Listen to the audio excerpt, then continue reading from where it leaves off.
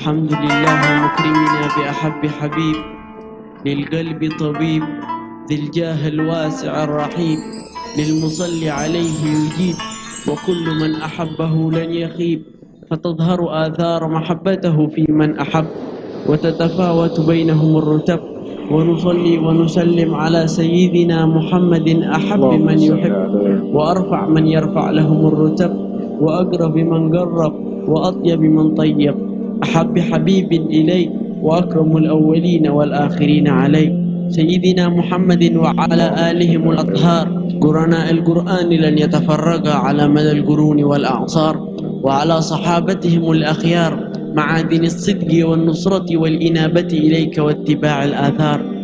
Berkata Nabi Muhammad, Allahumma arzuqni hubbak wa hubba man hubbuhu yanfa'uni indak.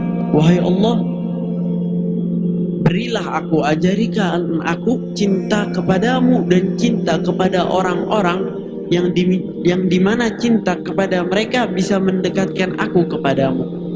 Ini adalah Nabi Muhammad sallallahu alaihi wasallam, orang yang paling dicintai oleh Allah dan mencintai Allah, masih meminta, masih mengemis kepada Allah untuk mendapatkan, untuk diberi taufik mencintai orang-orang yang dicintai oleh Allah.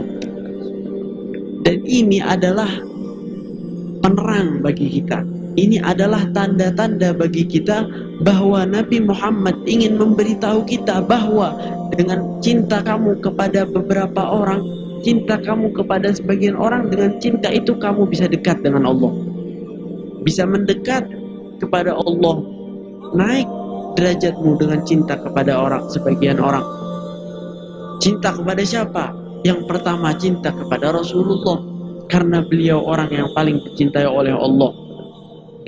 Dan yang setelahnya adalah cinta kita kepada orang-orang yang betul-betul mencintai Rasulullah, karena jika kita mencintai orang yang mencintai Rasulullah, kita bisa mendapatkan cinta Rasulullah. Yang hadir pada hari ini memiliki kebesaran hati dari Sayyidina Muhammad sallallahu alaihi wasallam, yang melihat kekurangan saudaranya sendiri adalah merupakan kelebihan bagi dirinya untuk diperbaiki dengan cara yang baik dan menaikkan derajat mereka di sisi Allah Subhanahu wa taala.